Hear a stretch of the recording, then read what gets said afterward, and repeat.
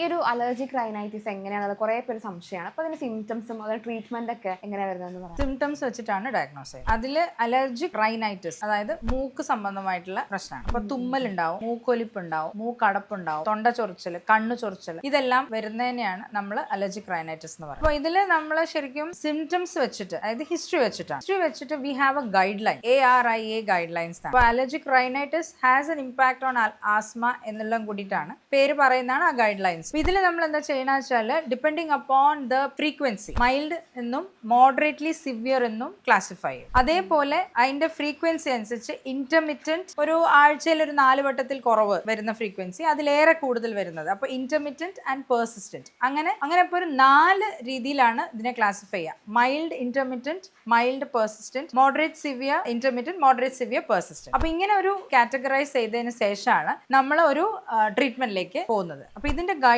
Lines പറയുന്നത് എങ്ങനെയാ വെച്ചാൽ ഇപ്പൊ മൈൽഡ് ഇന്റർമിറ്റന്റ് ആണെന്ന് വിചാരിക്കുക. അപ്പൊ വല്ലപ്പോഴും ഒരു തുമ്മൽ, പൊടിയൊക്കെ തട്ടുമ്പോൾ ഒരു തുമ്മൽ, അങ്ങനെയൊക്കെ ഉള്ളൂ എങ്കിൽ ശരിക്കും ആ സമയത്ത് ഒരു ആന്റിഹിസ്റ്റമിൻ ആവശ്യമുള്ളൂ. സിവിയർ കേസ് അത് പെർസിസ്റ്റന്റ് ആണ് എങ്കിൽ അവർക്ക് ഒരു ലോങ് ടേം ട്രീറ്റ്മെന്റ് ആണ് ചെയ്യേണ്ടത്. അപ്പോൾ ഷോർട്ട് ടേം ആണ് വരുന്നത് നമ്മുടെ നേസൽ സ്പ്രേസ്, ആന്റിഹിസ്റ്റമിൻസ് എന്നൊക്കെ പറഞ്ഞിട്ടുള്ള അലർജിയുടെ ഗുളികകൾ എന്ന് പറയില്ലേ, അപ്പോൾ അതൊക്കെ നമ്മൾ ഷോർട്ട് ടേം ട്രീറ്റ്മെന്റ് ആണ്. അപ്പോൾ മൈൽഡ് ഇന്റർമിറ്റന്റ് ആയിട്ട് വരുന്ന ആൾക്കാർക്ക് ചെറിയ ഗുളിക എപ്പോഴെങ്കിലും കഴിച്ചാൽ മതി. അപ്പോൾ മോഡറേറ്റ്ലി സിവിയർ ഇന്റർമിറ്റന്റ് ആണെങ്കിൽ നമ്മൾ നേസൽ സ്പ്രേസും, മോഡറേറ്റ്ലി സിവിയർ പെർസിസ്റ്റന്റ് ആണെങ്കിലും നേസൽ സ്പ്രേസ് ആണ് അതിന്റെ ഒരു ഷോർട്ട് ടേം തെറാപ്പിക്കായിട്ട് യൂസ് ചെയ്യുക. May be you can combine with an oral antihistamine. നല്ല സിവിയർ സിംറ്റംസ് ഉള്ളവർക്ക് we suggest a long term treatment.